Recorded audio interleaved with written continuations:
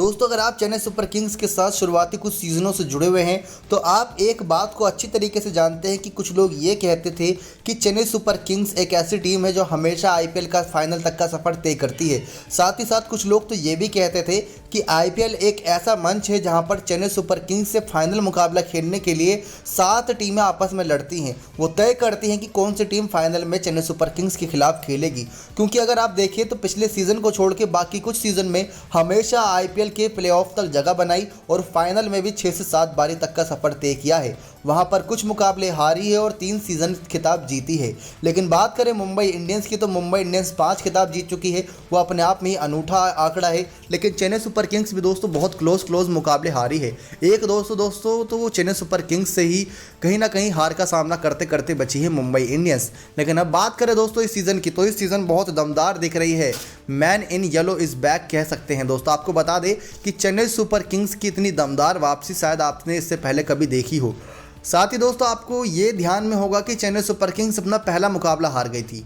उस पहले मुकाबले के हार के बाद आलोचकों की आलोचनाएं तेज हो गई थी कि चेन्नई सुपर किंग्स में वो दम नहीं बचा, कप्तान बदल दीजिए। जी हाँ दोस्तों, कुछ लोग कह रहे थे कि कप्तान बदल दीजिए। दोस्तों आपको कप्तानी का डिफरेंस बताते हैं।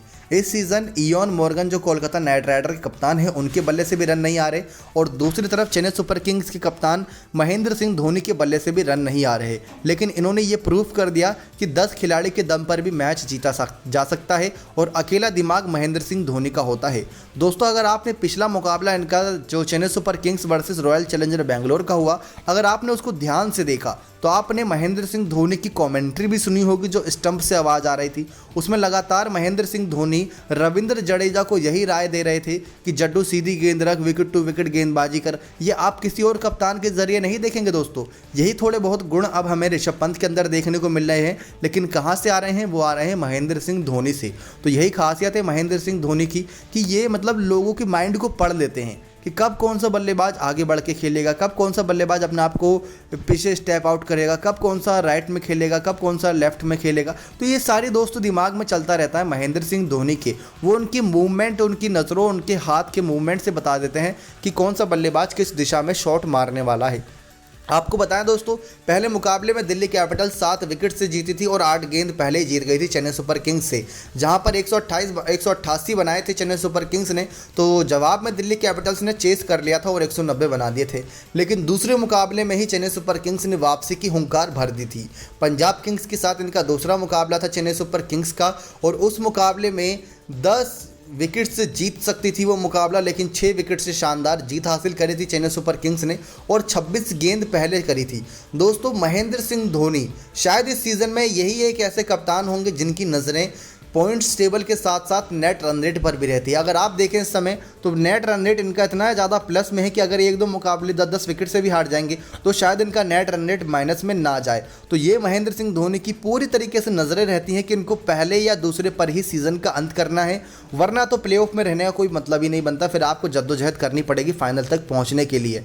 उसके बाद दोस्तों नेट रन रेट इतना मजबूत करा और जो इनका तीसरा मुकाबला हुआ था इस सीज़न का राजस्थान रॉयल्स के खिलाफ, वहाँ पर भी इन्होंने 45 रन से शानदार जीत दर्ज करी थी। ये चाहते हैं कि मुकाबले को जल्दी से जल्दी ख़त्म कर लिया जाए ताकि आपका नेट रन रेट भी मजबूत रहे। लेकिन जो इनका चौथा मुकाबला हुआ कोलकाता नाइट राइडर के साथ, वहाँ पर अगर आपको याद हो दोस्तों तो 31 रन पर 5 विकेट झटक लिए थे कोलकाता के। अगर वहाँ पर पाँचों विकेट अगले 20 रन में और आ जाते तो आप सोच लीजिए कम से कम 120 से 130 रनों की बड़ी जीत होती। लेकिन कोलकाता के 3 खतरनाक बल्लेबाज जिसमें आंद्रे रसल, पैट कमिंस और दिनेश कार्तिक शामिल हैं, उन्होंने इतनी आसानी से हार नहीं मानी।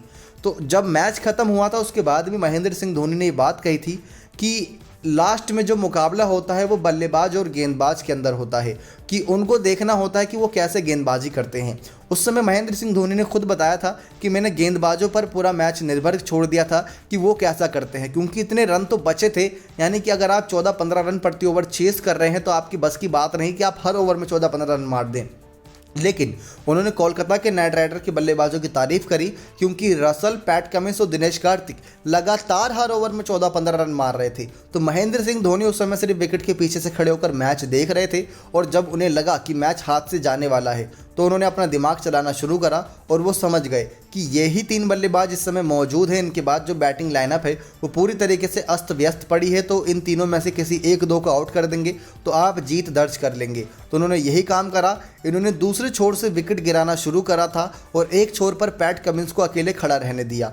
पैट कमिंस ने उस दिन नाबाद पारी खेली थी और वो नाबाद खड़े भी थे, लेकिन दूसरे छोर पर कोई साथ देने वाला खड़ा ही नहीं था, क्योंकि उनको लालच देकर उनको रन आउट कर इन्होंने चलता कर दिया था। तो यही खासियत दोस्तों हमें महेंद्र सिंह धोनी की देखने को मिली कि ये समझ जाते हैं कि कब गेंदबाजों को फ्री हैंड देना है, कब बल्लेबाजों को फ्री हैंड देना है। उसके बाद जो इनका 5वां मुकाबला हुआ आरसीबी के खिलाफ, उसकी दोस्तों तारीफ करनी तो बनती है, क्योंकि उसमें चेन्नई सुपर किंग्स की टीम नहीं बल्कि अकेले रविंद्र जडेजा रॉयल चैलेंजर बेंगलोर के साथ खेलते नजर आए। शुरुआत दोस्तों फिर से यहाँ पर फैफ डू प्लेसिस और ऋतुराज गायकवाड़ ने अच्छी दिलाई, लेकिन मिडिल ऑर्डर दोस्तों सुरेश रैना और अंबाती रायडू के दम पर ज़्यादा अच्छा नहीं दिखा। हमने देखा किस प्रकार से यहाँ मिडिल ऑर्डर में अंबाती रायडू और सुरेश रैना से जिस प्रकार की बल्लेबाजी की उम्मीद थी उतने रन नहीं आए। जो स्कोर 190 के आसपास पहले से लग रहा था, वो कभी लग रहा था कि 170 पे ही खत्म हो जाए, क्योंकि रायडू ने 14 रन मारे, रैना ने 24 रन मारे। यही स्कोर अगर 40-50 के भी होता दोनों का स्कोर, तो टीम का स्कोर अच्छी गति पर पहुंच जाता। अगर आप देखें दोस्तों तो उसके बाद रविंद्र जडेजा मैदान पर कदम रखते हैं। उसके बाद शायद इनकी तारीफ करने की हमें ज़रूरत ना पड़े, क्योंकि आप सभी के फ़ोन तक वो वीडियो पहुंच गई होगी जहां पर रविंद्र जडेजा ने 1 ओवर में 37 रन मारे। लेकिन यहां पर भी जड्डू ने मैच ख़त्म होने के बाद जो पोस्ट मैच प्रोडक्शन होती है उसमें कहा था प्रेजेंटेशन में कि मेरे पास महेंद्र सिंह धोनी आए और उन्होंने मुझे कुछ बातें कही थी। वो बातें तो उन्होंने रिवील्ड नहीं करी, लेकिन जो बातें दोस्तों कही होंगी वो आप समझ जाइए किस लेवल की होगी, जिसकी वजह से जडेजा ने 1 ही ओवर में 37 रन जड़ दिए। अक्सर हम महेंद्र सिंह धोनी को दोस्तों देखते हैं कि या तो बल्ले से या तो कप्तानी से मैच जिता ही देते हैं। अभी शुरुआत की ये 5 मुकाबले देखे जाएं तो बल्ले से इतना कुछ खास कमाल दिखाने का मौका इन्हें मिला नहीं है। एक मुकाबले में कोलकाता नाइट राइडर के खिलाफ ऊपर बल्लेबाजी करने आए थे, 7 गेंदों में कुछ 18 रन की पारी खेल के चले गए थे। वहाँ पर अच्छी बल्लेबाजी की थी, लेकिन उसके बाद से इनको ज़्यादा मौका मिला नहीं है। तो उम्मीद करेंगे दोस्तों इस सीज़न के अंत से पहले एक ऐसी पारी देखने को मिले, ऐसी करिश्माई पारी देखने को मिले महेंद्र सिंह धोनी से, जिसके दम पर हम भी कह सकें कि हाँ ये वही धोनी है जिसकी तारीफ़ हम करते हैं। क्योंकि दोस्तों आज के समय में देखा जाए तो धोनी का नाम इतना बचा नहीं है, क्योंकि वो अच्छी बल्लेबाजी के लिए नहीं बल्कि अच्छी कप्तानी के लिए अब जाने जाते हैं। और वही कप्तानी का जादू हमने ऋषभ पंत के अंदर देख लिया, जो महेंद्र सिंह धोनी से उन्होंने सीखा है। वही कप्तानी का जादू हमने विराट कोहली के अंदर देख लिया, वही कप्तानी का जादू हमने केएल राहुल के अंदर देख रहे हैं, और बाकी कप्तान भी महेंद्र सिंह धोनी से बहुत कुछ सीख रहे हैं। तो ये तो दोस्तों हो गई पूरे 5 मैचों की बात जो इस सीज़न अभी तक खेले गए हैं, जहां कोई भी ऐसा मुकाबला नहीं गया महेंद्र सिंह धोनी के खिलाफ जो बहुत क्लोज गया हो। सिर्फ एक कोलकाता वाले मुकाबले को छोड़कर, जहां पर कोलकाता में पैट कमिंस अच्छी बल्लेबाजी कर रहे थे, तो एक समय पर लग रहा था कि जीत सकती है कोलकाता, लेकिन उस जीत को भी ख़त्म कर दिया था चेन्नई सुपर किंग्स के कप्तान महेंद्र सिंह धोनी ने।